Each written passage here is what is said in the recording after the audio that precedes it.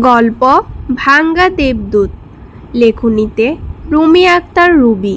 পর্ব 11। কাবিরের কথা অনুযায়ী নূরজাহান নিজের কামিজটি পাল্টে নিয়েছে। এবার একটি চকচকে সাদা রঙের লং ফরক পরে তার সাথে একটি সাদা ওড়না পরেছে, যার পাড়টার লাল সুতায় কারুকাজ করা।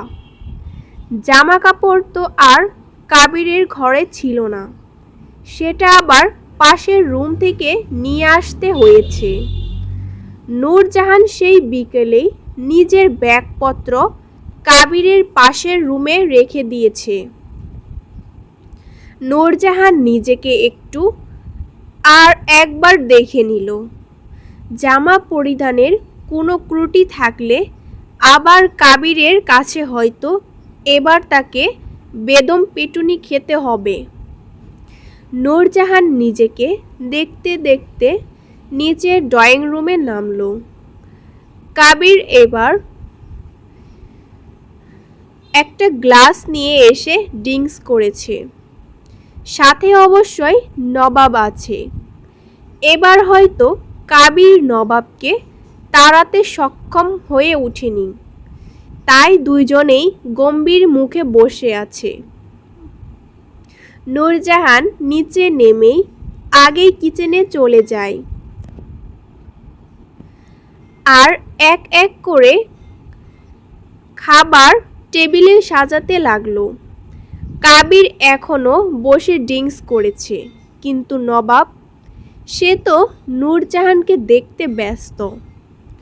নবাব প্রায় খুঁটিয়ে খুঁটিয়ে দেখছে যে এই মেয়ের মধ্যে কি এমন আছে যে কাবির তাকে বিয়ে করলো। সে এখনো বিশ্বাস করতে পারেনি এটা কাবির কায়ান মালিকের বউ। সত্যি এটা কি সম্ভব?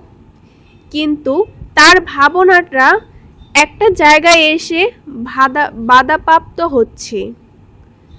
আমার বিয়ে হয়েছে ওর সাথে, তাই নিজের কাছেই রেখেছি এই কথাটা, এটা তাকে বাধা দিচ্ছে। কাবির মিথ্যা কথা বলার ছেলে নয়। তাহলে কি সত্যিই কাবির বিয়ে করলো? এটাও সম্ভব। কাবির ড্রিঙ্কস করেছে আর নবাবের চোখ অনুসরণ করছে। নবাব যে বারবার নূরজাহানের দিকে তাকাচ্ছে তা কাবিরের নজরে এসেছে। এড়াচ্ছে না। সে বরাবরই নবাবকে চেনে এক প্লেবয় হিসেবে। মেয়েদের দিকে নজর দেওয়া তার সবচেয়ে বদ অভ্যাস, যা কাবিরের কোনো কালেই পছন্দ নয়। মেয়েরা হলেও মায়ের জাত, তাদের পছন্দ না করলেও খারাপ দৃষ্টিতে তাকানো উচিত নয়। এটা কাবিরের একান্ত ব্যক্তিগত মতামত। নিজের কাজ শেষ করে নূরজাহান কাবিরকে ডাকার জন্য গেল। নূরজাহানের মুখ ফুটে কিছু বলার আগেই হয়তো কাবির বুঝে গেল সে কি বলতে চায়। তাই নূরজাহানের কথা বলার অপেক্ষা না করেই কাবির খাবার টেবিলের দিকে গেল। নবাব এখানে ঠায় বসে আছে আর কাবিরের যাওয়া দেখেছে। নূরজাহানও কাবিরের সাথে সাথে যেতে চাইল, কিন্তু নবাবকে দেখে দাঁড়িয়ে পড়ল। এই লোকটাকে তো ও খেতে ডাকা উচিত। তাই নূরজাহানও নবাবের কাছে গিয়ে দাঁড়ালো। নূরজাহান ভাইয়া, বলছি আপনিও খেতে চলুন। নবাব একবার নূরজাহানের দিকে তাকালো, তার প্রশ্নের উত্তর না দিয়েই বলল, নবাব, ওই মেয়ে তোমার সত্যিই কাবিরের সাথে বিয়ে হয়েছে? কখন বিয়ে করলে তোমরা? কোথায় বিয়ে করেছ? তুমি জানো ও কে? কি করে সেটা নিশ্চয়ই জানো।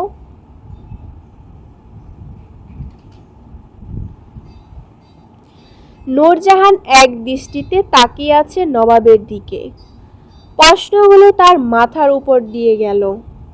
বুঝতে পারল না কি উত্তর দেবে। সে তো এতদিনে বিয়ে করার বিষয়টি ভুলেই বসেছে।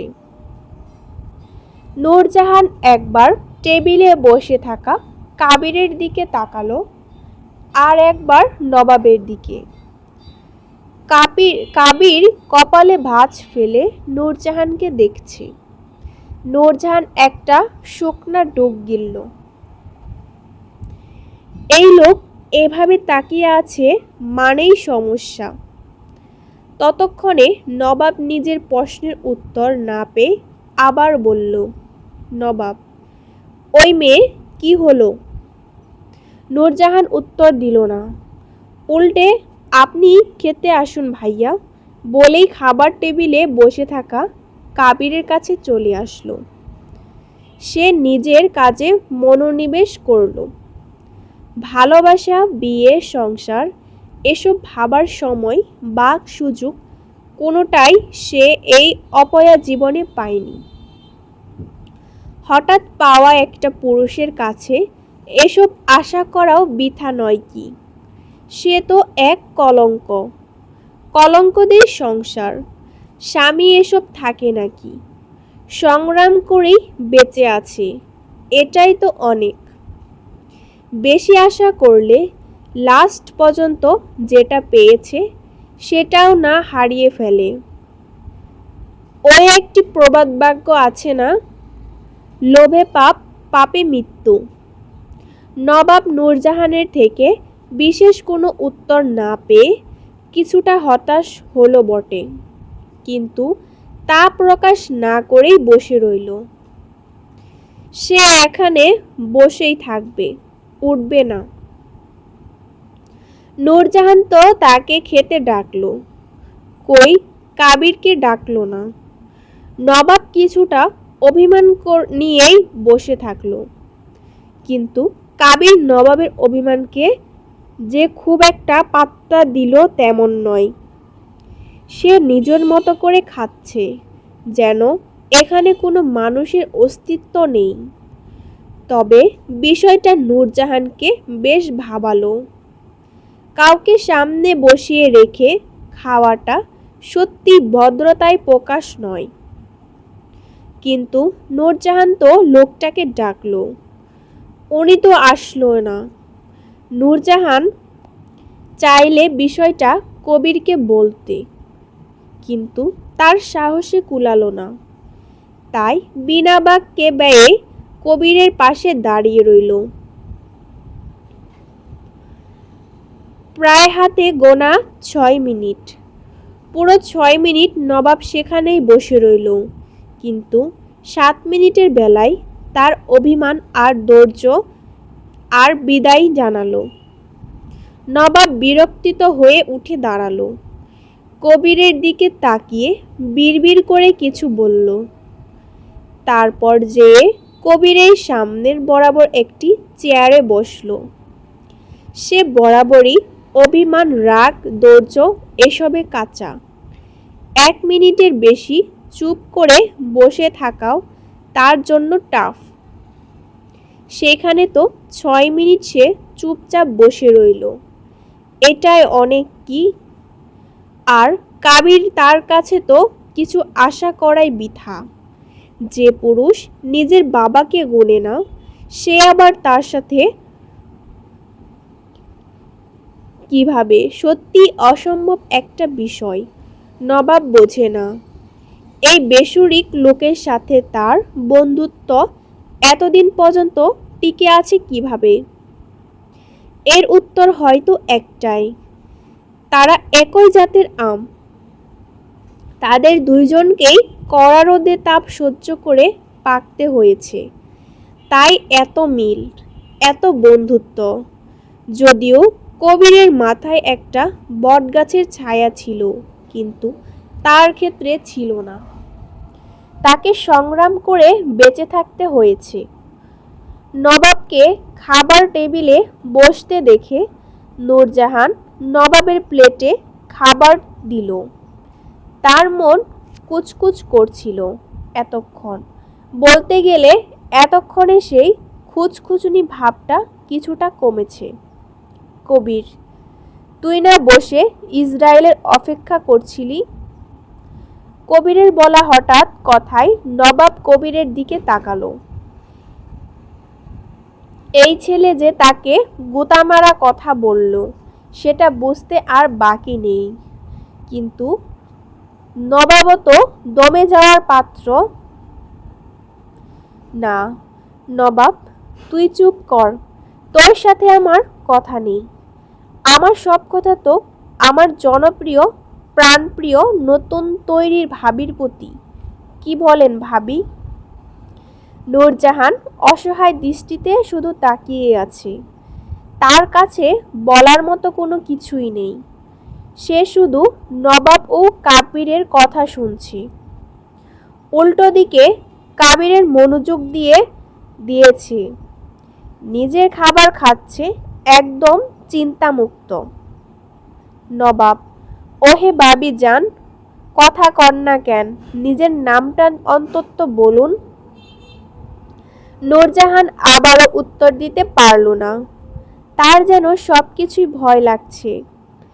এমনিতেই সে এক সম্পূর্ণ অপরিচিত এক লোকের বাড়িতেই থাকছে, যার সাথে খুব বেশি দিনের পরিচয়ও নেই। তার উপর আরও একটি অপরিচিত ছেলে জুটেছে। এখন কি করতে হবে সে সত্যিই জানে না।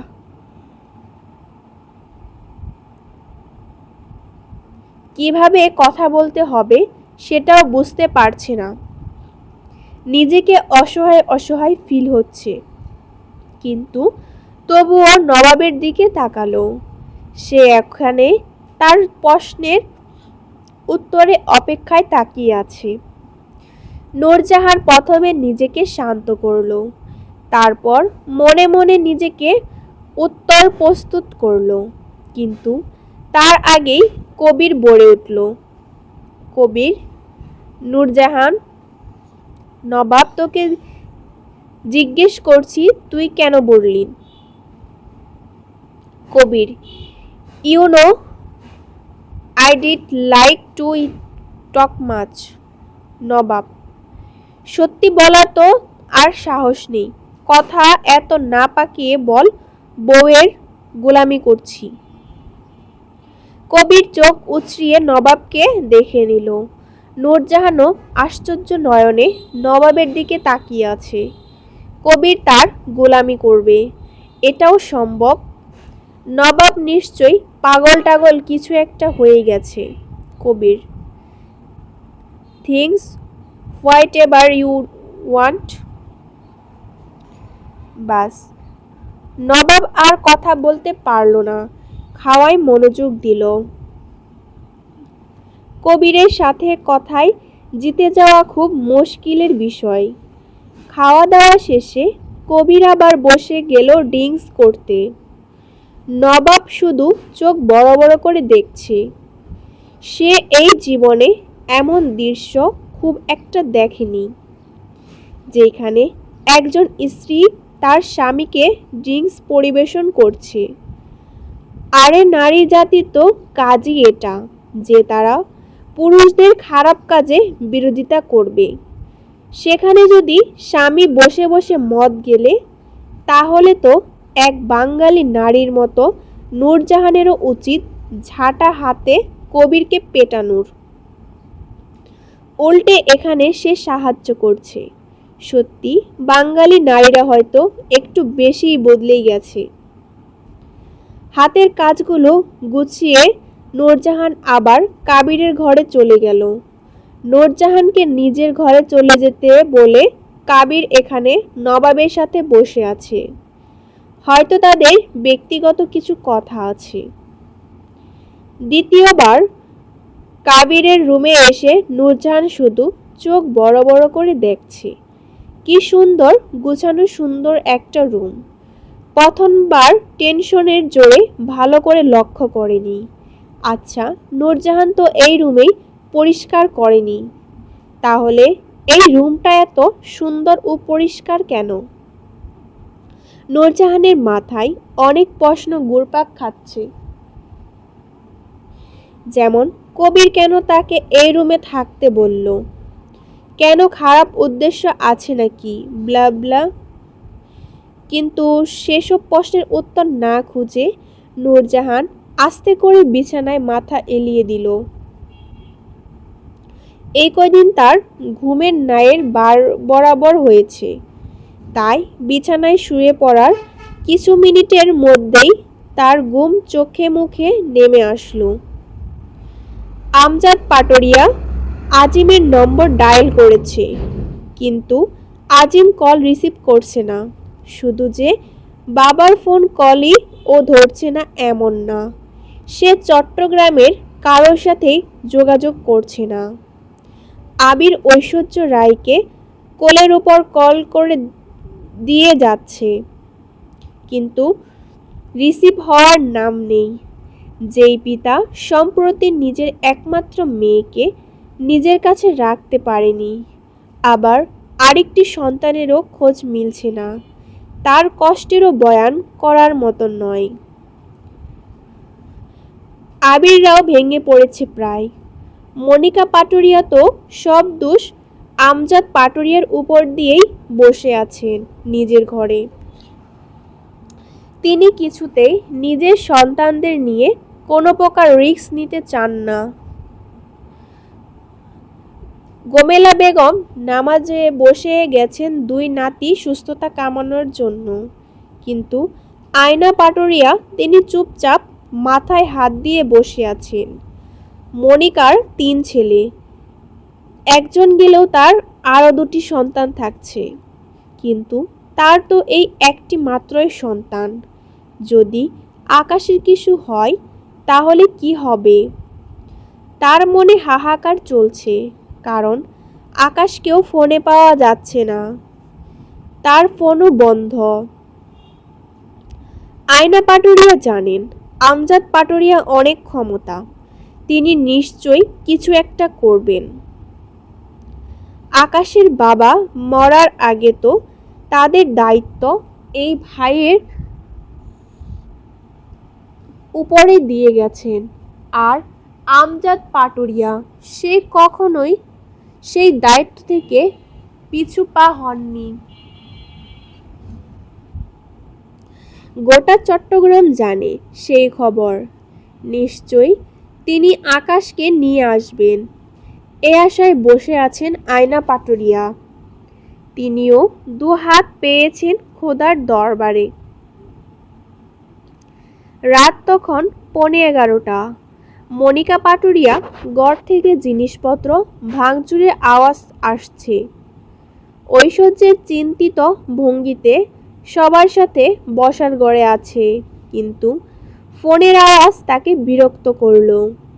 নম্বর পরিচিত বা সেভ করা নয়, তাই প্রথমবারে ঐশ্বর্য কল রিসিভ করল না, কিন্তু লাগাতার কয়েকবার কল আসায় বিরক্ত হয়ে কল পিক করল। আকাশ, হ্যালো ঐশ্বর্য। ঐশ্বর্য আর একবার নম্বরটা দেখে নিল। হঠাৎ আকাশের আওয়াজ, সে কিছুটা বিভ্রান্ত হলো বটে, তাই জিজ্ঞেস করল। ঐশ্বর্য, হ্যালো আকাশ ভাইয়া। আকাশ, হ্যাঁ আমি, তোর সাথে বড় বাবা আছে? ঐশ্বর্য, হ্যাঁ আছে, তার আগে তুমি বলো তোমার ফোন কোথায়? কতক্ষণ ধরে তোমাকে আর বড় ভাইয়াকে ফোন করে দিচ্ছি জানো? আকাশ, সরি ভাই, ফোনটা বন্ধ হয়ে আছে, আর আজিম ভাইয়ার অবস্থা তাই কিছুই মাথায় ঢুকছিল না। ঐশ্বর্য, ভাইয়ার অবস্থা মানে? ভাইয়ার কি হয়েছে? কথাটা প্রায় জোরেই বলল। ঐশ্বর্যের এত জোরে কথা শুনে আমজাদ পাটুরিয়া আর আবির আর বসে থাকতে পারল না। আমজাদ পাটুরিয়া তো বসা থেকে উঠে এক প্রকার ঐশ্বর্যের কাছ থেকে ফোনটা কেড়ে নিলেন। ফোনটা কানে ধরতেই উচ্চস্বরে বলতে লাগলেন, আমজাদ পাটুরিয়া। আকাশ: কি হয়েছে আমার আজিমের? কি হয়েছে জলদি বল। আকাশ নিজেকে ধাতস্থ করতে করতে বলল, বড় বাবা, আসলে একটা ছোটখাটো অ্যাক্সিডেন্ট হয়েছে। আজিম ভাইয়া আর আমি এখন হসপিটালে আছি। আমজাদ পাটুরিয়া চিৎকার করে উঠলেন, কি করে অ্যাক্সিডেন্ট হয়? তোদের সাথে কি কম লোক ছিল? এত লোকজনের মাঝে তোদের অ্যাক্সিডেন্ট কেমনে হয়? কোথায় তোদের চোখ থাকে? আকাশ বড় বাবার রং এমন কণ্ঠের সাথে খুব একটা পরিচিত নয়, তাই ভয়ে ভয়ে বলল, বড় বাবা, আসলে অ্যাক্সিডেন্টের সময় আমি আর আজিম ভাইয়ের সাথে ছিলাম না, তাই। আকাশ নিজের কথা শেষ করতে পারল না, তার আগেই আমজাদ পাটুরিয়া বললেন,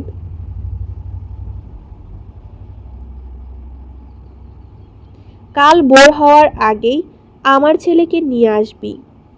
যে কোনো মূল্যেই আমি আমার ছেলেকে কাল পাটুরিয়া বাড়িতে সুস্থ সবল দেখতে চাই।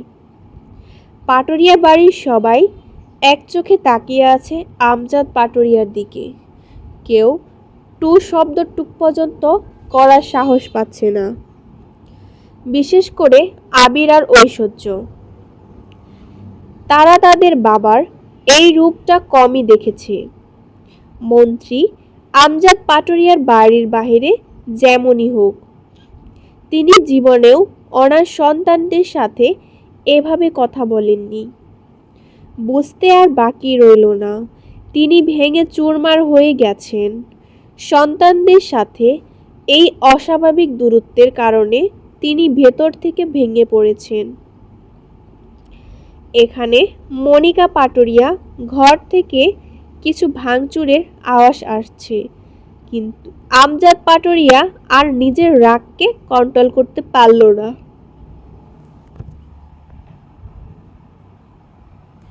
বড় বড় পা ফেলে মনিকা রুমের দিকে এগিয়ে গেল। আবিরের বুঝতে বাকি নেই, আবার ভয়ঙ্কর একটি ঝড় আসবে।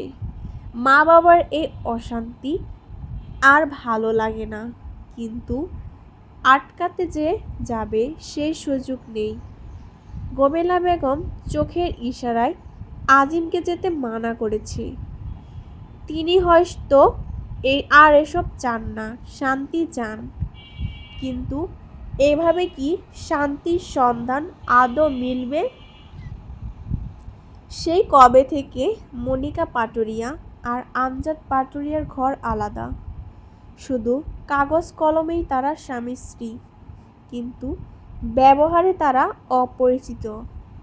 যদিও আমজাদ পাটুরিয়া সব কিছু ঠিক করতে চান, কিন্তু সময় যে কারোর জন্য অপেক্ষা করে না। তাই আমজাদ পাটুরিয়ার চেষ্টাও বারবার বিফলে গিয়েছে। মনিকা পাটুরিয়াও শক্ত ধাঁচের মহিলা, যাকে ম্যানিপুলেট করা কঠিন বিষয়। আমজাদ পাটুরিয়া আজ কয়েক বছর পর মনিকার রুমে প্রবেশ করল, কিন্তু আজকে আর সব কিছু ঠিকঠাক করতে নয়, বরং একটি বোঝাপড়ায় আসতে। তাই শব্দ করে দরজাখানা বন্ধ করে দিল। আওয়াজ শুনে মনিকা পাটুরিয়া আমজাদ পাটুরিয়ার উপর ধ্যান দিল। আমজাদ পাটুরিয়া সিংহের মতো গর্জিয়ে বললেন, মনিকা, সমস্যা কি তোমার? কেন বাড়ি মাথায় করে রেখেছ? নিজেকে আসলে কি মনে করো তুমি? তোমার জন্য কি শান্তিতেও দুদণ্ড এই বাড়িতে থাকা যাবে না? মনিকা পাটুরিয়া একটি ক্রিপ্টি স্মাইল দিলেন। ওয়াও, কত সুন্দর নাটক জানেন আপনি, মিস্টার আমজাদ পাটুরিয়া।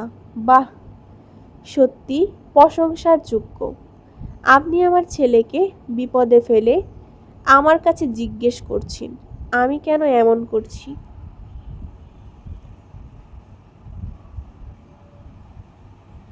আমজাদ পাটুরিয়া কিছু বলতে চাও তুমি?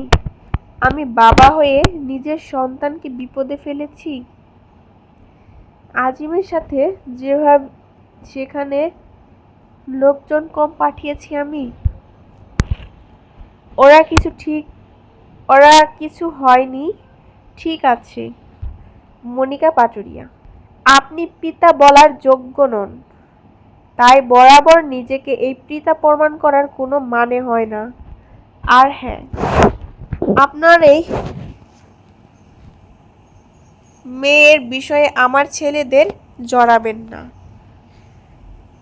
ঠাস পছন্দ শব্দে মনিকা পাটুরিয়ার গালে হাত দিল।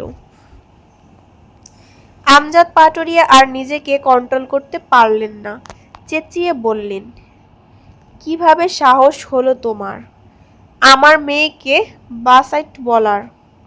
How dare you! ও আমার সন্তান, আমার রক্ত, এই পাটুরিয়া বাড়ির রক্ত। খবরদার মনিকা, আমার মেয়ের নামে বাজে কথা বলবি না। মনিকা পাটুরিয়া চুপ করে রইলেন না, উল্টে তিনিও এক চড় বসিয়ে দিলেন আমজাদ পাটুরিয়ার মুখে। তার মনে থেকে লোকটা কবেই উঠে গেছেন। মনিকা পাটুরিয়া, হ্যাঁ সন্তান, ঠিক তো আপনার সন্তান, একটা অবৈধ সন্তান যার জন্মের ঠিক নেই। আপনার অবৈধ সন্তান যার জন্ম খারাপ, রক্তও খারাপ, যারা সমাজের নিষিদ্ধ। আজকে যদি আমার ছেলের কিছু হয় তাহলে আপনিও খুব ভালো করে জানেন এই মনিকা পাটুরিয়া ঠিক কি করতে পারে। গল্প ভাঙ্গা দেবদূত, লেখনীতে রুমি আক্তার রুবি। পর্ব 12। আনুমানিক সকাল 8টা। শীতকাল হওয়ার কারণে এখনো কিছুটা কুয়াশা লেগে আছে। সেই হালকা কুয়াশা ছিঁড়ে পাটুরিয়া বাড়ির সামনে কয়েকটা গাড়ি এসে উপস্থিত হলো। প্রথমে গাড়িটি থেকে আকাশ বাহির হলো।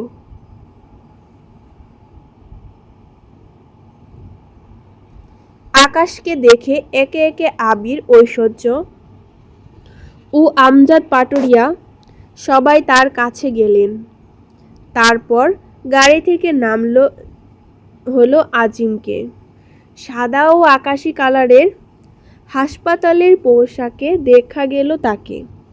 হয়তো হাসপাতাল থেকে ডিসচার্জ হয়ে একেবারে চট্টগ্রামে এসেছে তারা।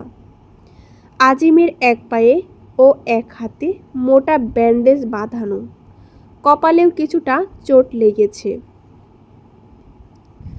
আজিমকে পাটুরিয়া বাড়ির ভিতরে নিয়ে আসা হলো। তার এই অবস্থা দেখে মনিকা পাটুরিয়ার চোখের কোণায় দিয়ে কয়েক ফোঁটা পানি গড়িয়ে পড়ল। পরক্ষণেই তিনি শাড়ির আঁচল দিয়ে গড়িয়ে পড়া পানিটুকু মুছে নিলেন। তিনি আর ছেলেকে একা ছাড়বেন না। দরকার পড়লে ছেলেকে আঁচলে বেঁধে রাখবেন। আয়না পাটুরিয়াও আকাশের কাছে গেলেন। খুঁটিয়ে খুঁটিয়ে দেখতে লাগলেন কোনো আঘাত লেগেছে কি না।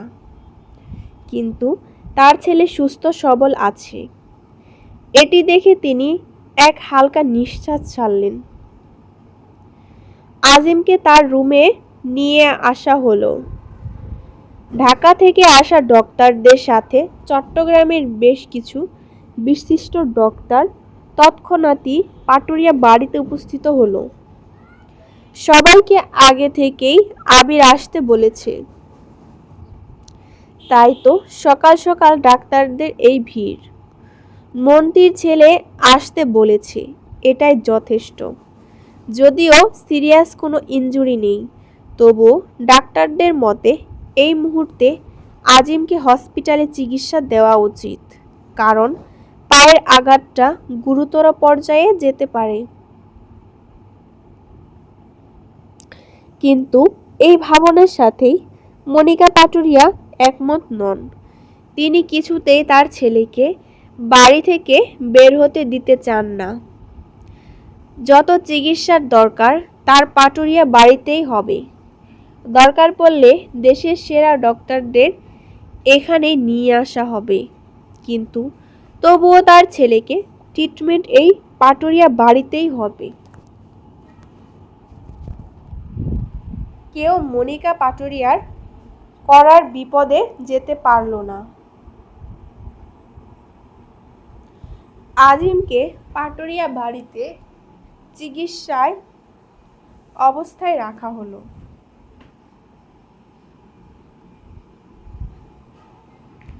কয়েকজন নার্স এবং কিছু ডাক্তার নিয়ে বাড়িতেই চিকিৎসার সিদ্ধান্ত নিলেন আমজাদ পাটুরিয়া।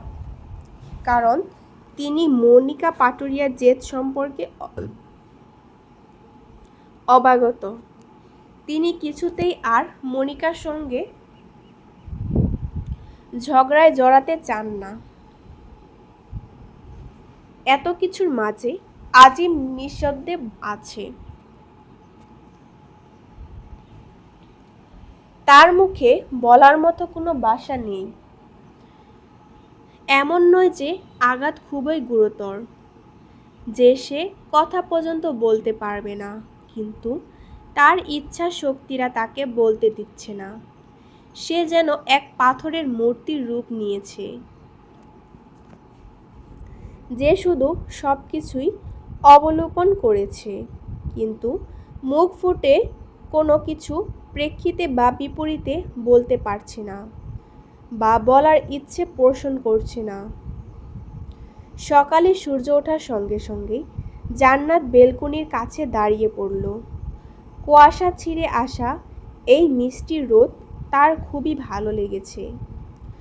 অনেকদিন পর হয়তো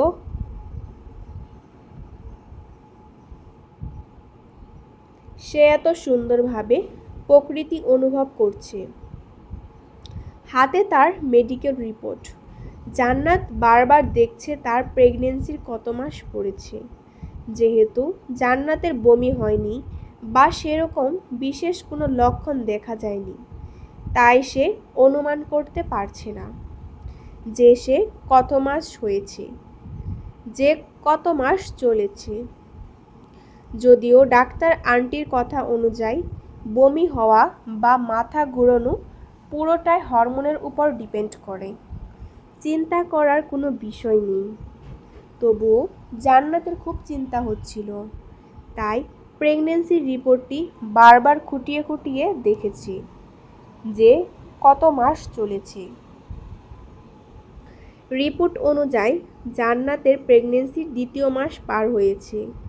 তার জানা মতে পেট ফোলা তৃতীয় বা চতুর্থ মাসে শুরু হয়।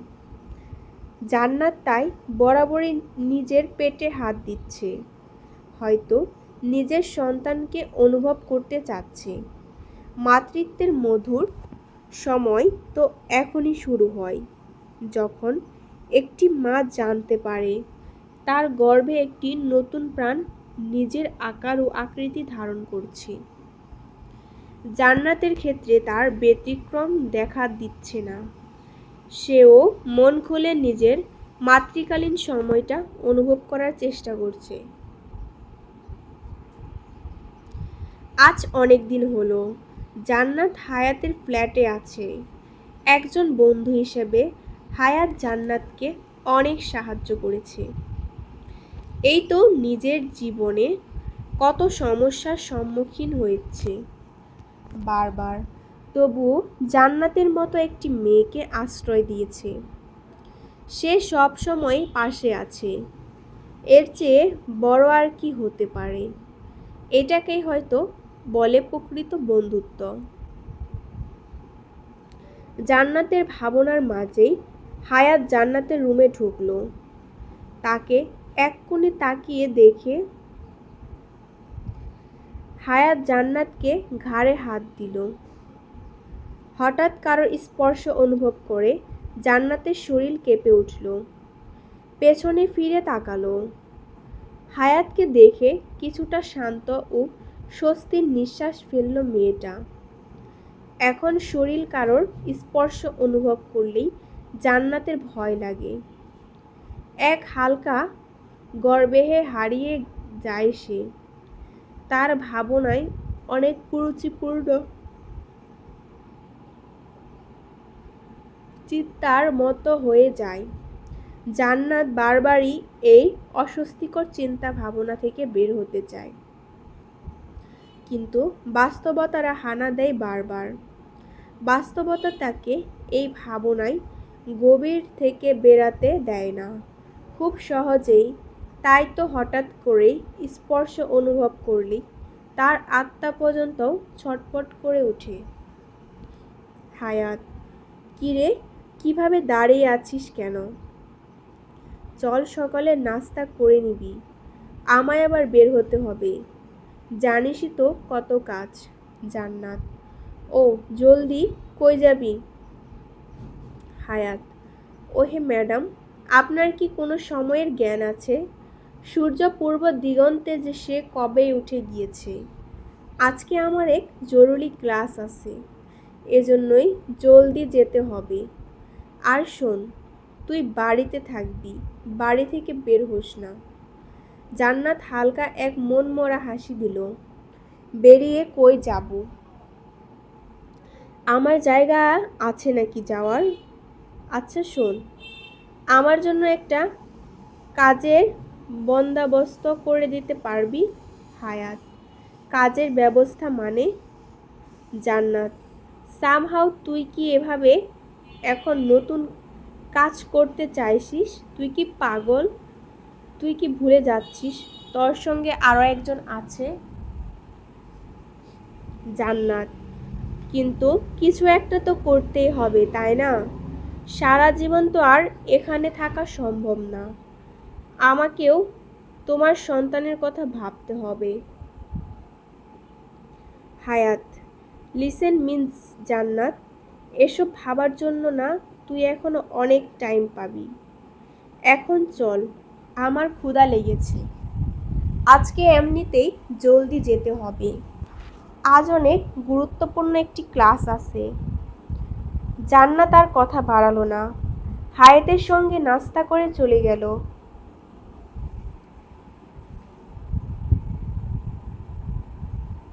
নাস্তা করা শেষে হায়াত জান্নাতকে নিজের খেয়াল রাখতে বলে চলে গেল। জান্নাত ধ্যান হাওয়ার উপর কেন্দ্রিত হলো। সে ভাবতে লাগলো, হায়াত একজন মেডিকেল স্টুডেন্ট হওয়ার সত্ত্বেও একজন ভালো ফ্রিল্যান্সারও বটে।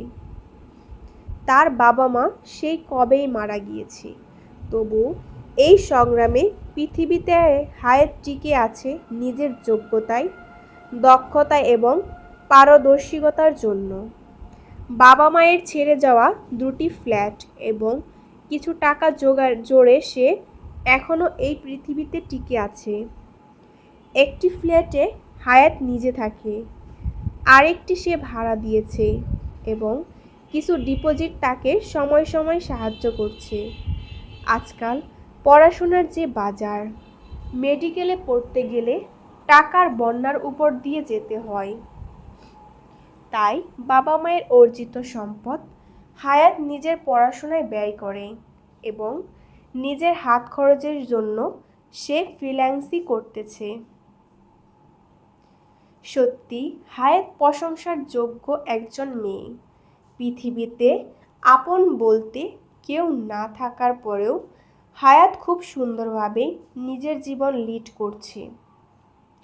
এরকম দৃশ্য এখন খুব একটা চোখে পড়ে না। জান্নাতেরও তো স্বপ্ন ছিল এমন একটা সুন্দর ভবিষ্যতে, কিন্তু বাস্তবতা তাকে আজ চরম পর্যায়ে নিয়ে এসেছে। সেখানে সুন্দর ভবিষ্যতের কল্পনা করাও উপহাস স্বরূপ। গল্প ভাঙ্গা দেবদূত, লেখনীতে রুমি আক্তার রুবি, পর্ব 13। সময়টা হয়তো হাওয়ার গতিতে পরিবর্তন হচ্ছে। এই তো মধ্যেখানে কেটে গেছে আরও কয়েকটি দিন। নূরজাহান তার দিনগুলো কাটাচ্ছে রান্না করে, ঘর মুছে আর ভয়ে ভয়ে। কাবিরের প্রতিটা আচরণ লক্ষ্য করে সে কখন কী নিয়ে রেগে যাবে কে জানে। নূরজাহান এখন কাবিরের ভুতুড়ে বাড়িতে খুব ভালোভাবেই নিজেকে মানিয়ে নিয়েছে। কাবিরের সাথে তার সম্পর্ক শুধু আদেশ নির্দেশের মধ্যেই সীমাবদ্ধ। কাবিরের সাথে নূরজাহানের সম্পর্ক খুব একটা উন্নতি হলো না। এই কয়েকদিনেও অনেক ভালো ঘটনা তার সাথে ঘটেছে। যেমন এখানে সে শান্তিতে আছে। কাবিরের এই বাড়িতে তাকে কেউ খারাপ বলতে পারে না। তাকে এবং কেউ তাকে তার রক্তেরও খারাপ বলে না। অন্যদের খারাপ নজর থেকেও নূরজাহান হেফাজতে আছে। অন্য কোনো ব্যক্তির কাছে এটা আহামরি কিছু না হলেও নূরজাহানের কাছে এটি মূল্য অনেক। যেখানে সে ছোটবেলা থেকেই তিরস্কার ও লাঞ্ছনার মধ্যে বড় হয়েছে, সেখানে সে কয়েকদিনের শান্তি নূরজাহানের কাছে অনেক কিছু। এটা শর্ট টাইম স্বর্গের মতো। স্বর্গের সঙ্গে তুলনা করলেও হয়তো সবার দৃষ্টিতে এটি খারাপ দেখাবে, কিন্তু যে মেয়েটা ছোটবেলায় ভয়ঙ্কর স্বপ্নের মতো অতিবাহিত হয়েছে, নিজের অস্তিত্ব নিজের যুদ্ধ করেছে বারবার, তার কাছে এটিকে স্বর্গ বলা কি খুব ভুল? সৃষ্টিকর্তার কাছে তো কতবারই সাহায্য চেয়েছিল। নিজের জীবনের 20টা বছর শুধু সাহায্যের প্রার্থনাই করে গিয়েছে, কিন্তু সাহায্য আর পেল কই?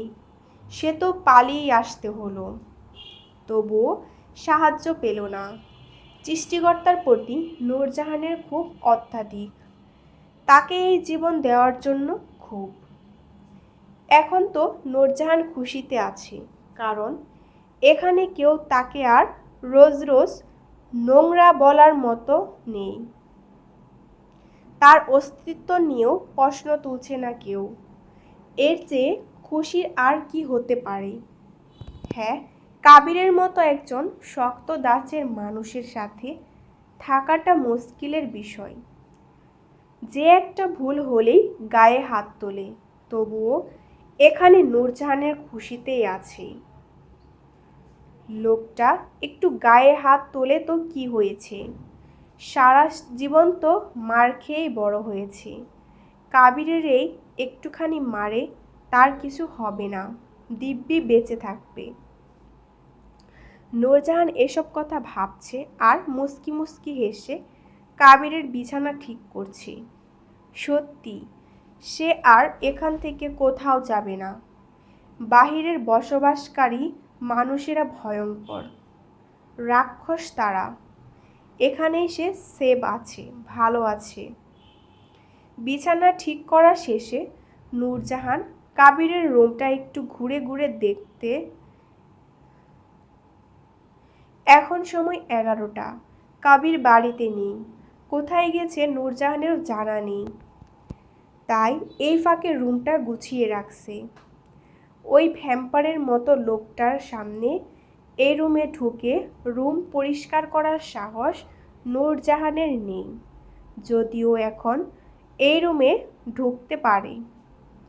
কবির এখন আর তেমন কিছু বলে না, তবুও সে সাবধানতা অবলম্বন করে।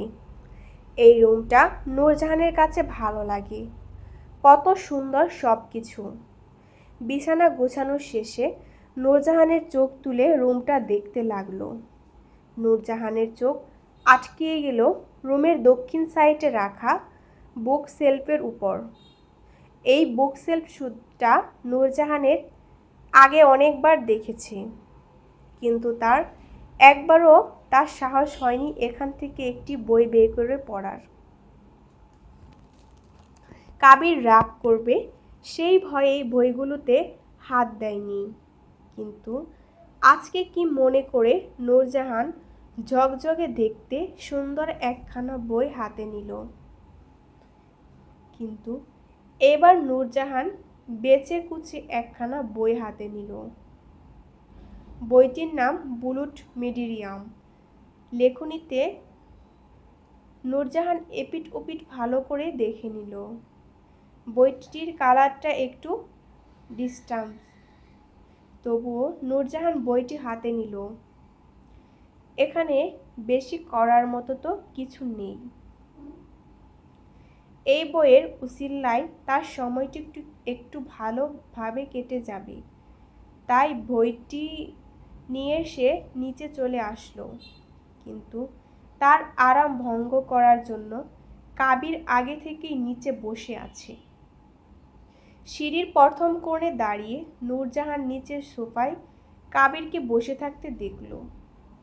লোকটি সোফায় বসে মদ গিলছে। নূরজাহান তো প্রথমেই বুঝতে পারেনি যে ফ্রিজে রাখা সুন্দর সুন্দর বোতলগুলো আসলে খারাপ পানির।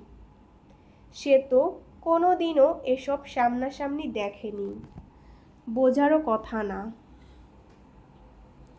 কিন্তু তারও বুঝতে খুব বেশি সময় লাগেনি।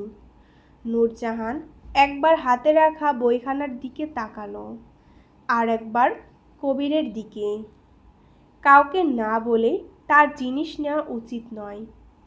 আবার এই লোক যে মহান, ওনার বই আমার হাতে দেখলে যদি বকাঝকা করে, আঘাত করতেও তো হাত কাঁপবে না। না ভাবা শেষ বলে কয়ে তারপরে এই লোকের বই পড়ব। নূরজাহান এক পা দু পা করে নিচে নামলো। কাবির থেকে স্বাভাবিক দূরত্ব বজায় রেখে দাঁড়ালো। এতক্ষণে কাবিরও বুঝতে পেরেছে নূরজাহান তার পাশে এসে দাঁড়িয়েছে, কিন্তু কিছু বলছে না। নূরজাহান কিছুক্ষণ সময় নিয়ে তারপর বলল, নূরজাহান শুনেছেন? কাবির চোখ ঘুরিয়ে নূরজাহানকে দেখে নিল, তারপর শান্তভাবে বলল, বলো। নূরজাহান নিজেকে ধাতস্থ করল। তারপর হাতে রাখা বইটির দিকে ইশারা করে বলল, আপনার এই বইটি একটু পড়ি। পড়া শেষে আপনি যেখানে রেখেছিলেন সেখানে রেখে দিব। সত্যি? কবির বিরক্তিকর চোখ নিয়ে নূরজাহানের দিকে তাকালো। একটি বই পড়বে, তাতে আবার বলার কি আছে? Kabir, you can do anything you like except disturb me. Noorjahan আর কিছু জিজ্ঞেস করলো না। খুশি মানে নিজের রুমের দিকে এগাতে লাগলো, কিন্তু কি মনে করে যেন দাঁড়িয়ে গেল। পেছনে ঘুরে আবারও কাবিরের দিকে তাকালো। কাবির এখনও ড্রিঙ্কস করছে। নূরজাহান একটি লম্বা শ্বাস ছাড়ল, তারপর আবার কাবিরের কিছুটা কাছে এসে দাঁড়ালো। শান্ত স্বরে বলল, আপনাকে একটা কথা বলি। কাবির আবার বিরক্তিকর চোখ নিয়ে নূরজাহানের দিকে তাকালো। নূরজাহান কাবিরের চোখ দেখেই নিজের কথা নিজেই হজম করে নিল, কিন্তু কাবিরের দৃষ্টি অন্যদিকে গেল না। সে গম্ভীর সুরে বলল, বলো। কথাটি শুনে নূরজাহান কিছুটা শান্ত হলো। তাছাড়াও কাবিরের এভাবে দেখাতে তার প্রচণ্ড ভয় লাগছিল। এবার কিছুটা শান্ত হলে সে ভয়, আপনি যে এগুলো গেলেন না মানে খান না, এগুলো একদমই ভালো জিনিস না, শরীরের জন্য ক্ষতিকারক। আমি যেখানে থাকতাম সেখানকার এক চাচা এসব খারাপ পানি খেত। এর জন্যই লোকটির বউ ও বাচ্চা তাকে ছেড়ে চলে গিয়েছে। শেষ পর্যন্ত চাচাটির বাবা মাও তাকে বাড়ি থেকে বের করে দিয়েছে। তিনি এখন ফুটপাতে থাকেন। সম্প্রতি চাচাটি ক্যান্সারের রোগে আক্রান্ত হয়ে পড়ে আছে। আপনিও না এসব খারাপ পানি খাইয়েন না, নয়তো আপনারও সমস্যা হবে। এক নিঃশ্বাসে কথাগুলো বলে নূরজাহান কিছুটা হাঁপ ছাড়ল। কতদিন ধরে এই কথাগুলো বলতে চাচ্ছিল, কিন্তু ভয়ের চোটে আর বলা হয়ে ওঠেনি। এখন বলতে পেরে অনেকটা ভালো লাগছে। অন্যদিকে কাবির কপাল গুটিয়ে নূরজাহানকে দেখছে। নূরজাহান বুঝতে পারল না কাবির কি রাগ রাগ চোখে তাকিয়ে আছে না শান্তভাবে তাকিয়ে আছে? কাবির কয়েক সেকেন্ড নূরজাহানের দিকে তাকিয়ে থেকে তারপর বলল, আচ্ছা তাই? আচ্ছা এদিকে এসো। কাবিরের জন্য বিশেষ কিছু তথ্য নিয়ে নবাব এইদিকে আসছে।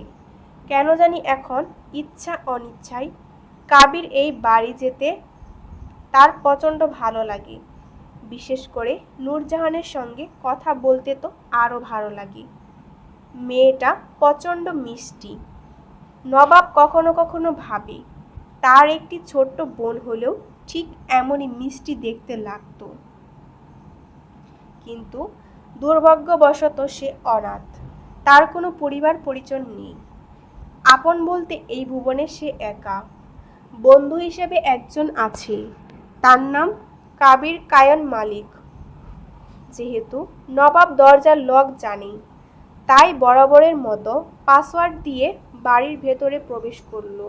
কিন্তু বাড়ির ভেতরে ঢুকে যে এমন কিছু দেখবে সেটা সে কল্পনাও করেনি। চোখ বড় বড় করে সামনের দৃশ্যটি দেখতে লাগলো। বুঝতে পারছে না বাঙালি মেয়েরা এতটা অবনতির দিকে এগিয়েছেন কবে। বাঙালিদের দ্বারা এটা কি সম্ভব? নবাব চেঁচিয়ে বলল, আরে ভাই, এগুলো কি হচ্ছে? হঠাৎ নবাবের গলা শুনে নূরজাহান কাবিরের থেকে ছিটকে সরে গেল, আর তার হাতে থাকা কাচের গ্লাসটিও ভেঙে বিচূর্ণ হয়ে গেল। এতক্ষণ নূরজাহান নিজের হাতে ড্রিঙ্কস তৈরি করে কাবিরের পাশে বসে মুখে তুলে দিচ্ছিল, যদিও সে এই কাজটি নিজের ইচ্ছে করছিল না।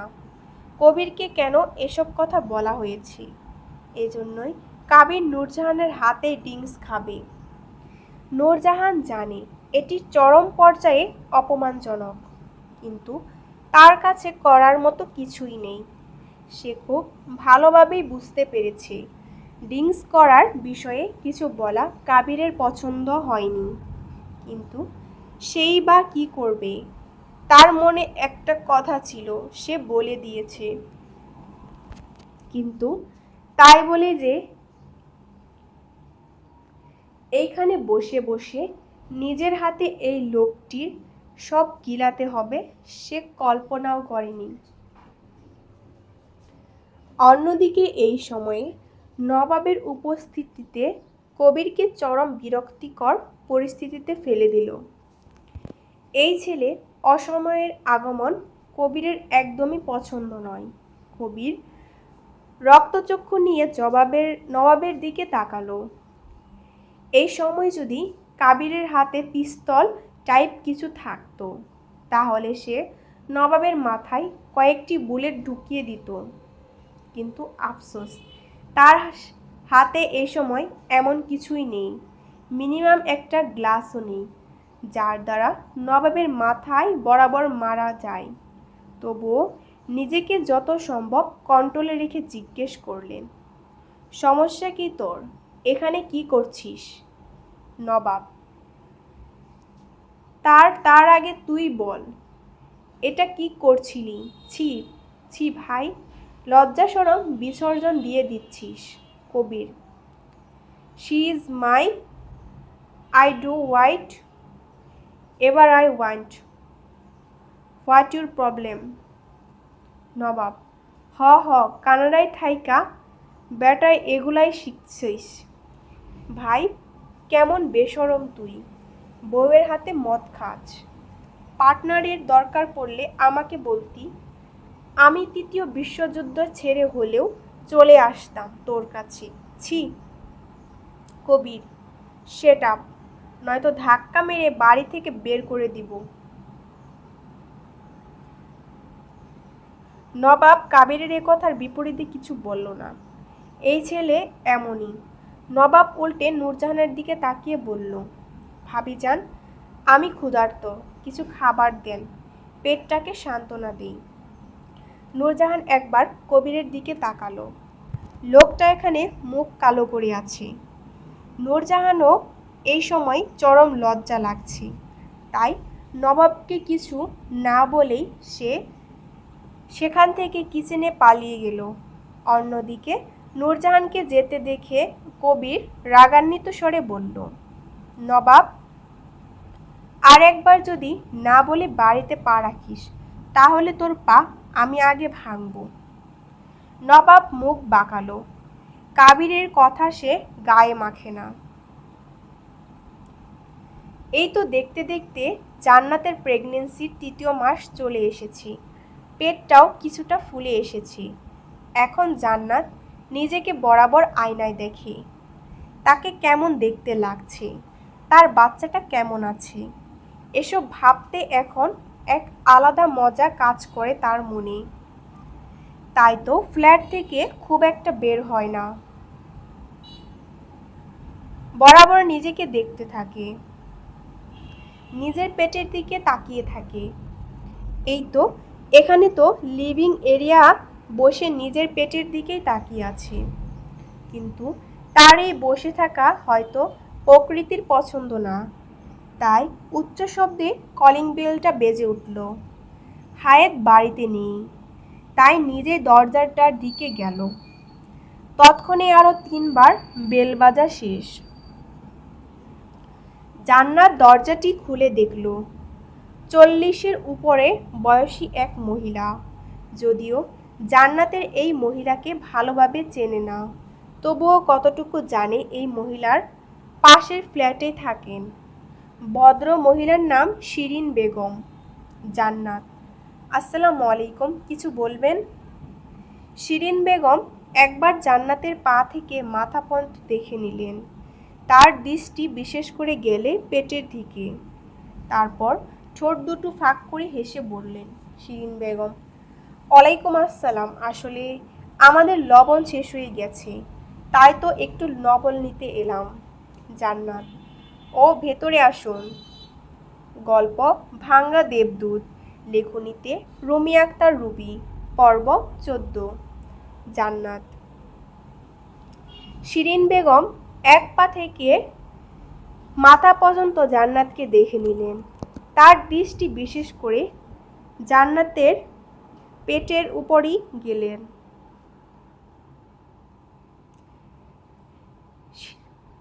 শিরিন বেগমকে ঘরে বসিয়ে একটি বাটিতে করে লবণ নিয়ে আসলো এবং তা শিরিন বেগমের হাতের দিকে দিল। মহিলাটি বিনা সংকোচে লবণের বাটিটা নিলেন। তারপর এক নজর জান্নাতকে দেখে জিজ্ঞেস করলেন, আচ্ছা মা, বেশ কয়েকদিন ধরে তোমাকে এখানেই দেখেছি, তুমি কি হায়াতের আত্মীয় হও? জান্নাত কিছুটা দ্বিধায় পড়ে গেল, তবুও নিজেকে সান্ত্বনা রেখে বলল, জান্নাত, আসলে আমি হায়াতের বান্ধবী হই। ও, তা তোমার নাম কি হে মেয়ে, বাসা কোথায়? আমার নাম তাসনিম জুবায়ের জান্নাত, বাসা চট্টগ্রাম। বান্ধবীর বাসায় কি ঘুরতে আইছো? একাই আইছো নাকি তোমার সাথে আরো কেউ এসেছে? না চাচি, আমি একাই এসেছি। মহিলাটি হয়তো জান্নাতের উত্তরটি পছন্দ হলো না। তিনি নাক ছিটকালেন, নাকের পাটির উপর উঁচু করে বললেন, একা একটা মেয়ে চট্টগ্রাম থেকে ঢাকায় এসেছো, তোমার মা বাবা কিছু বলল না? জান্নাত পরিস্থিতি নিয়ন্ত্রণে আনতে কিছু বলতে চাইল। আসলে হায়াত, আরে শিরিন চাচি যে, আপনি কখন আসলেন? হায়াত। হঠাৎ হায়াতের কণ্ঠস্বর শুনে শিরিন বেগম ও জান্নাত দুইজনই দরজার দিকে তাকালো। কাঁধে একটি ব্যাগ ঝুলিয়ে হায়াত ফ্ল্যাটে প্রবেশ করছে। অবশ্যই হাতেও একটি ওয়ান টাইম ব্যাগ ঝুলানো আছে। হায়াতকে সবসময় জান্নাত একটি লম্বা শ্বাস ছাড়ল। জান্নাতের জন্য হায়াতের এই সময়ে আগমন ভালো কিছু বয়ে এনেছে। কিছুক্ষণ শিরিন বেগমের প্রশ্নে সে দিশেহারা হয়ে পড়ছিল। কি উত্তর দিবে সেটা ভেবে পাচ্ছিল না। আল্লাহর হাজার শুকরিয়া যে এই সময় হায়াতের আগমন ঘটেছে। হায়াত ঢুকেই কাঁধের ব্যাগটি সোফায় রাখল। তারপর নিজের ব্যাগখানাও অতি সাবধানতার সহিতে সোফার সামনে রাখা ছোট্ট টি টেবিলে রাখতে রাখতে বলল, হায়াত, আরে চাচি, কেমন আছেন? বললেন না তো কখন আসলেন? শিরিন বেগম আমতা আমতা করে বলল, এই তো ভালো আছি। আসলে বাড়িতে লবণ শেষ হয়ে গিয়েছিল, তাই একটু লবণ নিতে এসেছিলাম। ও, তার লবণ নিয়েছেন? হ্যাঁ, তোমার বান্ধবী তো দিল লবণ। ও আচ্ছা, চাচি আপনি তাহলে এখন একটু আসুন। আসলে আমরা বাহিরে ঘুরতে যাব তো। শিরিন বেগমের আর বুঝতে বাকি নেই, তারা এক্ষুনি বাড়ি থেকে বেরিয়ে যেতে বলা হলো। তিনি একটু মুখ বাঁকালেন। বাবা মা ব্যতীত মেয়েরা এমনই নোংরা হয়। বুড়া বুড়াদের সম্মানও ঠিকমতো করতে জানে না। কিন্তু মনের কথা মনে রেখে কোনো কিছু না বলেই লবণের বাটিটা নিয়ে বাড়ি থেকে হনহন করে বেরিয়ে গেলেন। শিরিন বেগমের বাড়ি থেকে বেরিয়ে যাওয়ার দৃশ্য দেখে শেষ হলেই হায়াত রক্তচক্ষু নিয়ে জান্নাতের দিকে তাকালো। তার চেহারার আকার আকৃতি দেখেই বোঝা যাচ্ছে মেয়েটা বড়ই রেগে আছে। হায়াত, ওই তোকে বলেছিলাম না আমি বাড়িতে না থাকলে দরজা খুলবি না। জান্নাত মিনমিন করে বলল, আসলে আমি ভেবেছিলাম তুই এসেছিস। আমি কি জানতাম এটা তুই নস, আর উনি তো শুধু লবণ নিতে এসেছিলেন। হায়াত আরাম করে চেয়ারে বসতে বসতে বলল, এই ঢাকা শহরে একা থাকা না চারটেখানি কথা নয়। সবাই শকুনে চোখে নিয়ে তাকিয়ে থাকে, তা পুরুষ হোক বা মহিলা। আর মহিলারা তো এক ধাপ এগিয়ে, তারা জীবনেও একা একটি মেয়েকে শান্তিতে থাকতে দেয় না, বলে না মহিলাদের শত্রু। মা বাবা মারা যাওয়ার পরই এমন অনেক দেখেছি। তারপর মুখে সিরিয়াস ভাব নিয়ে বলল, দেখ বোন, আমি বাড়িতে না থাকলেও দরজা খুলবি না, কেউ ডাকলেও খুলবি না। এই মহিলাগুলা ভালো না, কখন কে কেমনে গ্যাঞ্জাম লাগিয়ে দেয় বলা মুশকিল। সেদিনও এই মহিলা হলুদের বায়নায় এসে অনেক কথা বলে গেল, বিশেষ করে তোর বিষয়ে। তুই হয়তো বুঝতেই পারছিস আমি কি বোঝাতে চাচ্ছি তোকে। জান্নাত দীর্ঘশ্বাস ফেলল। তার আর বুঝতে বাকি নেই, কতদিনও বা আমার ঘরের ভিতরে রাখবি, একদিন না একদিন সবাই জানবেই। হায়াত, ওসব যাজ্ঞা, তোর সঙ্গে অনেক কথা আছে। আমি ফ্রেশ হতে গেলাম, এসে সব বলবো। আর হ্যাঁ, ওই ব্যাগে কিছু ফল আছে, বের করে রাখ। কাবির এখনো সোফায় ঠায় বসে আছে, আর নবাব সে তো খাবারের টেবিলে বসে গপাগপ নিজের পেটে খাবার চালান করতে ব্যস্ত। আর সময়ে সময়ে নূরজাহানের প্রশংসায় পঞ্চমুখ হতে ভুলছে না। নূরজাহান এক কোণে দাঁড়িয়ে ঠায় নবাবের খাওয়া দেখছে। তার চোখে নবাব নামের এই মানুষটি মারাত্মক রকমের একজন খাদক ও ভালো মানুষ, যার মধ্যে কিছুটা রসিকতাও আছে। নূরজাহানের রান্নার প্রশংসা আজ পর্যন্ত কেউ করেনি, যদিও সে ছোটবেলা থেকে ঘরে কাজ করার মাধ্যমেই বড় হয়েছে, কিন্তু প্রশংসা পাওয়ার কোনোদিনও হয়ে ওঠেনি। সেই জায়গায় নবাব বেশ নূরজাহানের রান্নায় প্রশংসা করছে, যা তার বেশ ভালো লাগে। নিজের প্রশংসার কারণেই বা ভালো না লাগা, কাবির এখানে বসে বসে নবাবের খাওয়া দেখছে। তার কাছে নবাবের এই অসময়ে বাড়িতে আসা একদমই ভালো লাগে না। বাড়িতে যদি সে একাই থাকতো তাহলে না হয় বিষয়টা একটু ভিন্ন দেখাতো, কিন্তু এ বাড়িতে একটি মেয়েও আছে। কিছু একটা ভেবে কাবির বসা থেকে উঠে নবাবের সামনে বরাবর গিয়ে একটি চেয়ার টেনে বসল। নবাব খাবার প্লেট থেকে চোখ তুলে একবার কাবিরের দিকে দেখল। খাবার চিবাতে চিবাতে রসিকতার সহিত বলল, নবাব, কি এখন এখানে বসলি কেন? ক্ষুধা লাগছে, খাবি? কাবির নবাবের ফালতু কথায় কান দিল না, উল্টে নিজে প্রশ্ন করল, যে কাজে পাঠিয়েছিলাম সেটা হয়েছে? নবাব কাবিরের কথা শুনে মুখে থাকা খাবারটি গিলে নিল। একটি পানির গ্লাস নিয়ে ধপধপ করে সেই গ্লাসের পানিটুকু খেয়ে নিল। তারপর বলল, হ্যাঁ, কিন্তু ওইখানকার অবস্থা খুবই খারাপ। মনে হয় তুফান এসেছিল। তোর কি মনে হয় এসব তোর বাপেই করেছেন? এই প্রথম কাবিরের কপালে চিন্তার রেখা দেখা দিল। কপালের বাজ ফেলে জিজ্ঞেস করল, অবস্থা খারাপ বলতে কি? ইমেল তো রকি তেমন কিছু বলেনি। নবাব, এত কিছু জানি না। তোর বলার পর সেদিন প্রায় রাত 10টার সময় বোর্ডতে পৌঁছাই। এয়ারপোর্টে রকি আমাকে নিতে এসেছিল। সে তো মোটামুটি ঠিকই আছে, কিন্তু দলের ওই ছোটোখাটো পোলাপান যাদেরকে ধরতে পেরেছে, পরে তাদের একজনও খোঁজ পাওয়া যায়নি। আমার তো মনে হয় এসব তোর বাপেই করেছে। কবির দীর্ঘশ্বাস ফেলল, কিছু একটা বলল না। ওই লোক এই একমাত্র এমনটাই করতে পারে তো তা নয়। আর এসব করে তার লাভ নেই বললেই চলে। তাছাড়াও জীবনকেও দুর্বিষহ করতে স্লিপিং নামক প্রাণীগুলো তো আছেই। সুযোগ পেলেই তারা সবল মারতে বিন্দুমাত্র দ্বিধা করবে না। সবসময় সুযোগের সন্ধানে থাকে। কাবিরের দীর্ঘশ্বাসের জায়গাটি কিছুটা ভারী করে দিল।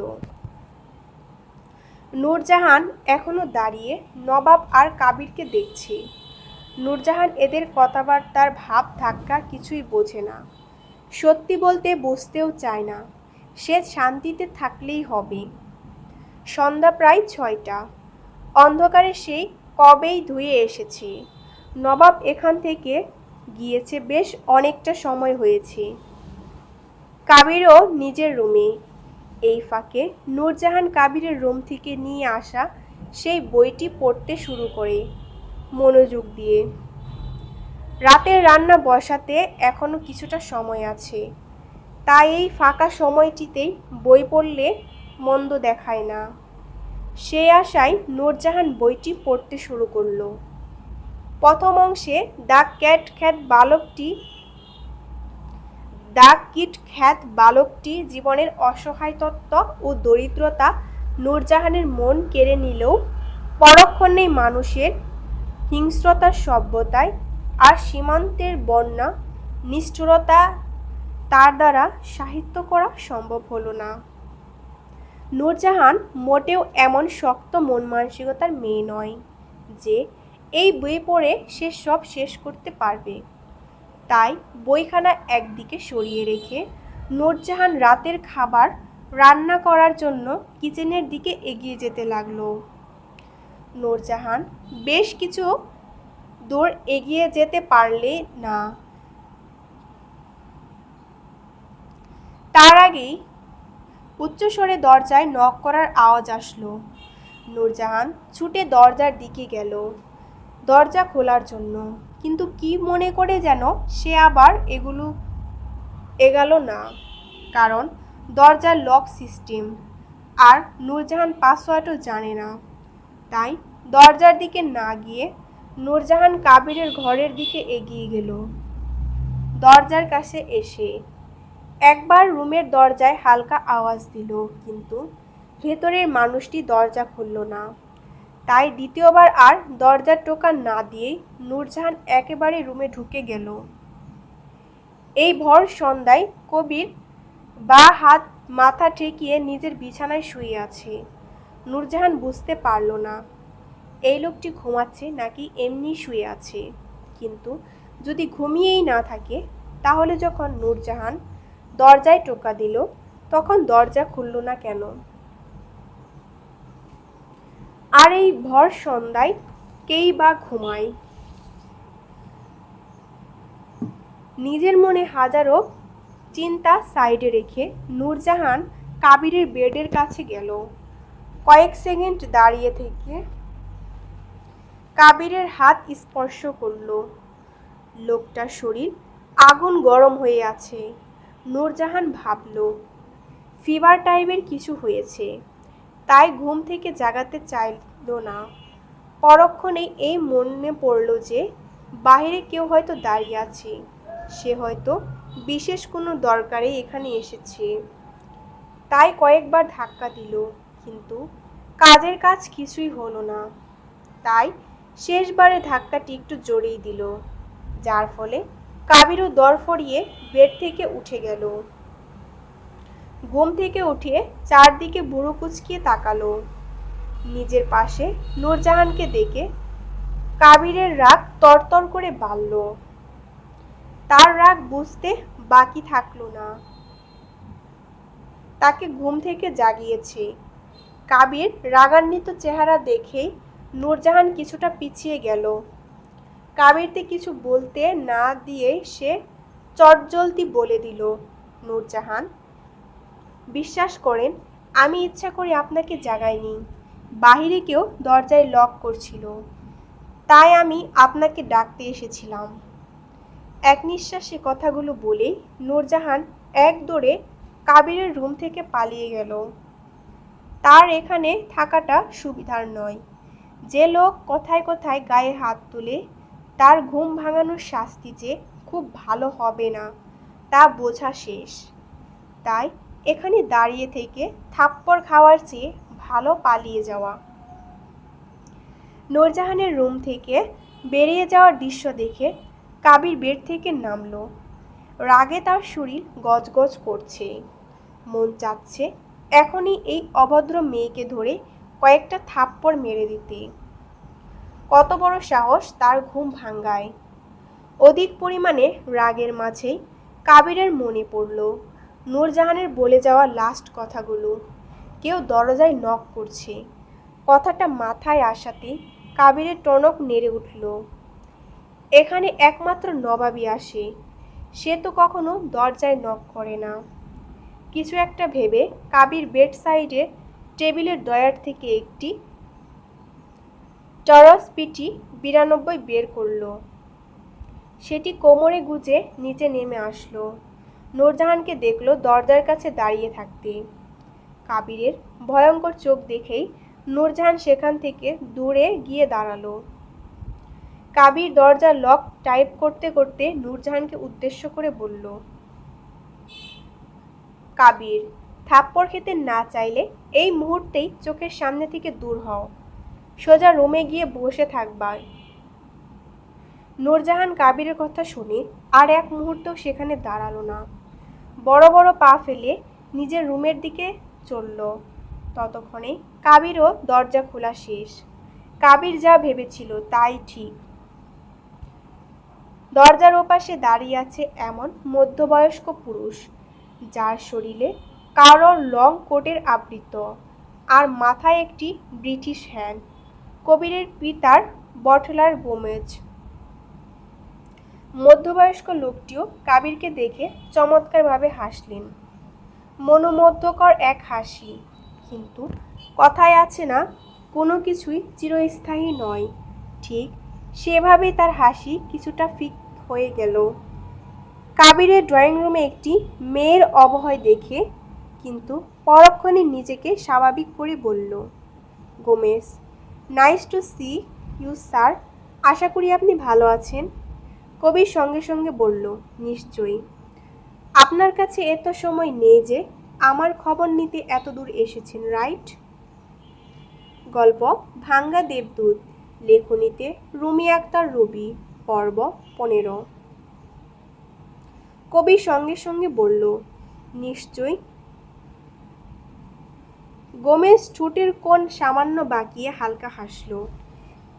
এটি নিজের ভয়কে জয় করার এক বৃথা চেষ্টা ছাড়া কিছুই নয়।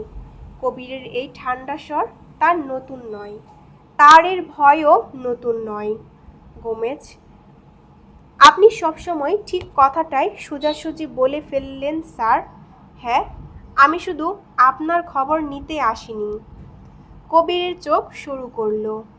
তার হাত অচেতনেই কোমরে গুজে পিস্তলে বাটে গিয়ে ঠেকল।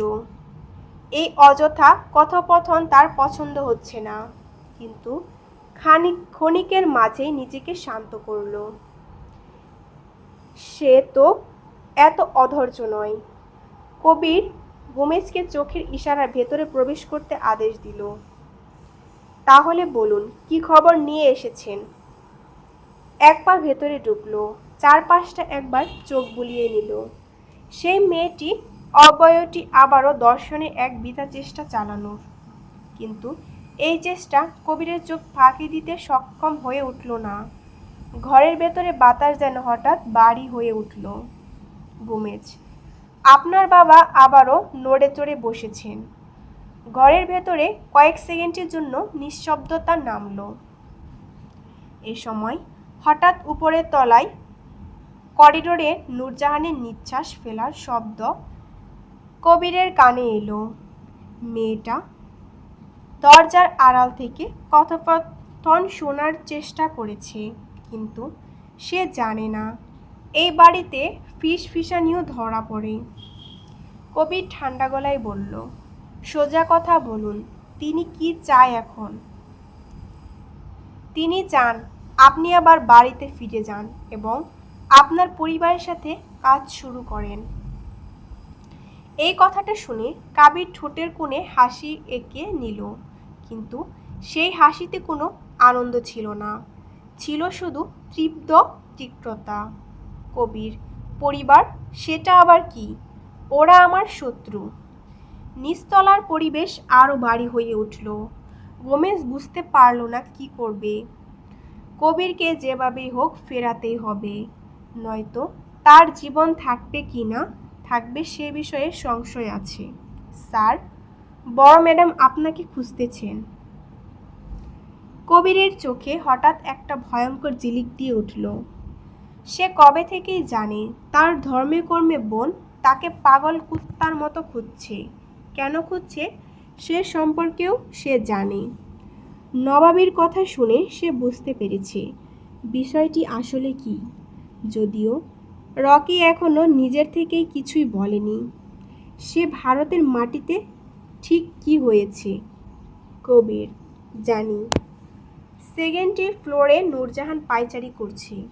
তার মনে আর অদ্ভুত ভয়। কেন জানি মনে হচ্ছে হয়তো নিচে পাটুরিয়া বাড়ির কেউ এসেছে। প্রথমে এই ভয়টা না থাকলেও এখন কেন জানি তার ভয়েরা বাসা বেঁধেছে। কথায় আছে না, ফাঁকা মস্তিষ্কের শয়তানের বসবাস, ঠিক তেমনটাই হচ্ছে। নূরজাহানের সঙ্গেও উপরে এসে ভাবল কে এসেছে। এই ভাবতে ভাবতে মনে হলো, আচ্ছা, এই অজানা ব্যক্তিটি কি পাটুরিয়া বাড়ির কেউ? তারা কি নূরজাহানের অবস্থা সম্পর্কে জানে? যতই ভয় থেকে পালানোর চেষ্টা করুক না কেন, এখানে একই ভয় তাকে কুড়ে কুড়ে খাচ্ছে। তাই তো নূরজাহান নিচে উকি দিচ্ছে, যদিও দেখে সেখানে পাটুরিয়া বাড়ির কেউ আছে। তাহলে যে করেই হোক এই বাড়ি থেকে পালিয়ে যাবে, আর আসবে না এই বাড়িতে, আর থাকবে না এখানে। যেখানে আছে নিজের প্রতি ঘৃণা, নিজের অস্তিত্বের প্রতি ঘৃণা, নিজের জন্মদাত্রীর প্রতি ঘৃণা, সেখানে যাওয়ার কোনো প্রশ্নই আছে না। নূরজাহানের করিডোর ধরে দাঁড়িয়ে আছে। এক কদমও রুমের দিকে বেরোতে পারল না, পা সায় দিল না। ভয়েরা কবে জড়িয়ে নিয়েছে তাকে এক অন্ধকার ঘরে। এই ভয় থেকে পালানো আদৌ কোনো উপায় নেই। সে যদি এখন দুনিয়ার সবচেয়ে সুরক্ষিত স্থানেও থাকে, তবুও মনে হবে এখানে হয়তো এলো আমজাদ পাটুরিয়ার লোকেরা আর তাকে নিয়ে গেল। হঠাৎ দরজার টানা 3 বার জোরে ধাক্কা শব্দ শুনে পুরো বাড়ি কেঁপে উঠল। কবির বুঝতে পারল না আবার কে এসেছে। ঠাস ঠাস করে শব্দ করছে দরজায়। কাবির মুহূর্তের হাত কোমরে পিস্তলের উপর শক্ত করল। গোমেজ থমকে গেল। হঠাৎ আবার কি হলো? গোমেজ, আপনি কাউকে আশা করছেন স্যার? কবির কিছুক্ষণ ভাবল, তারপর ধীরে ধীরে বলল, একটু। হয়তো আপনি আমার এই নতুন ঠিকানায় একটু বেশি মেহমান নিয়ে এসেছেন। কবিরের কথার মানে বুঝল না। সে আবার কাকে নিয়ে এসেছে? তাকে তো একাই আসার কথা বলা হয়েছিল। তাহলে এই নতুন মেহমান কে? কিন্তু সে প্রশ্ন করতে পারল না। তার সাহসীরাও সাথে রইল না। কবির দরজার লক স্ক্রিনে টাইপ করলো। বাহিরে মিনি ক্যামেরা ওপেন করলো। সেখানে দেখা যাচ্ছে বাহিরে দাঁড়িয়ে আছে 3 জন লোক। সবার পরনে কালো জ্যাকেট, চোখে ঠান্ডা নিষ্ঠুরতা। ছোট স্ক্রিনে এই আগ্রত ব্যক্তিবর্ণের চেহারা দেখেই বলল, স্যার, এরা আপনার বাবার লোক না, আমি একা এসেছি। কবির বুঝে ফেলল এরা কাদের লোক। তারা হয়তো গুমেজকে অনুসরণ করে এখানে এসেছে। কাবির হাসতে চাইল। সত্যি তার বোনেরা অসাধারণ। কাবির কিছু না বলেই দরজা খুলে সেই 3 পুরুষের সামনে দাঁড়িয়ে গেল। গোমেজ দাঁড়িয়ে আছে তার ঠিক পেছনে। হঠাৎ একটি গুলি ছুটে গেল পাশের দেওয়ালে। ইচ্ছাকৃতভাবে কাউকে লাগায়নি। এটি ছিল হুঁশিয়ার। কিন্তু যাকে হুঁশিয়ার দেওয়া হলো তার চোখে কি ভয়ের ছিটেফোঁটা আছে? সে তো এখনো শান্তভাবেই তাকিয়ে আছে। কবির ঠান্ডা গলায় বলল, অপ্রয়োজনীয় শব্দ আমার একদমই পছন্দ না। লোকগুলো কিছু না বলেই ধীরে ধীরে সরে গেল। নিজেদের পকেট থেকে একটি চিৎকুট বের করলো এবং তা কাবিরের হাতে এগিয়ে দিল। কাবির চিৎকুটটি হাতে নিয়ে নিল। My dear little brother, how are you? You are very good and playing hide and seek. তোমার বড় বোন তোমার অপেক্ষায় আছে। কবির চিরকুটটা শক্ত করে মুঠে চেপে ধরল। কাগজটা খুব সাধারণ, কিন্তু তার ভেতরে লুকিয়ে থাকা শব্দগুলো আগুনের মতো জ্বলছিল। এই পরিবারের সাথে তাকে নাকি মিলেমিশে কাজ করতে হবে। সত্যি অবিশ্বাস্য। গোমজ ধীরে ধীরে দরজার পাশে দাঁড়ালো। তার বুক ধড়ফড় করছে। তার বুঝতে বাকি নেই সাপ নেউলের গন্ধ পেয়েছে এবং নেউল সাপের খেলাটা জমে উঠেছে। বটলার গোমেজ এসবে পড়তে চায় না। সে মানে মানে কেটে পড়লেই বাঁচে, বিশেষ করে এই মুহূর্তের জন্য। স্যার, আমি তাহলে আজ আসি। আশা করি খুব শীঘ্রই আপনার সঙ্গে আমার দেখা হবে। কবির কোনো উত্তর দিল না, শুধু চিৎকুটটা ধীরে ধীরে হাতে আবারও জোরে চেপে ধরল। তারপর সোফার উপর বসে পড়ল। তার চোখে কোনো ভয় নেই, আছে শুধু গভীর ঘৃণা। নূরজাহান সেই দেওয়ালের সঙ্গে লেগে দাঁড়িয়ে আছে। হৃৎপিণ্ডে এমন জোরে ধাক্কা দিচ্ছে যেন নিজের বুকেই ভেঙে বেরিয়ে আসবে। ওরা এসেছে, ওরা আমাকে নিতে এসেছে। এই ভাবনাগুলোই বর্বর তাকে ছিঁড়ে খাচ্ছে। তার মনে পড়েছে সেই পুরনো জীবনের কথা, মানুষের সেই ঘৃণা ভরা চোখ, সংবেদনশীল অঙ্গে হাত চালানো সেই আপ্রাণ চেষ্টা। এক মুহূর্তেই তার হাঁটু দুর্বল হয়ে আসে। সে দেওয়ালে ভর দেয়। নূরজাহান খোদার কাছে শুধু একটাই প্রশ্ন করে বরাবর, কেন দিলে আমার এমন জীবন? বৈধভাবে এই ভূপৃষ্ঠে আমার এমন কি হতে পারত না? নূরজাহান নিজের চোখের পানি মুছল। সে বাঁচার জন্য এসেছিল, মরার জন্য নয়। নূরজাহান কিভাবে যেন কি ভেবে নিচে নামলো। বসে থাকা কাবিরের দিকে তাকালো ভয়ে, কিন্তু তার থেকেও বেশি কৌতূহল নিয়ে কাবির বসে আছে ঠায়। কাবিরের গলার স্বর ভারী হয়ে এলো। রুমে যেতে বলেছিলাম, যাওনি কেন? চলবে। গল্পটি যদি ভালো লাগে অবশ্যই আমার চ্যানেলটি লাইক এবং সাবস্ক্রাইব করে দিয়ে পাশেই থাকবেন।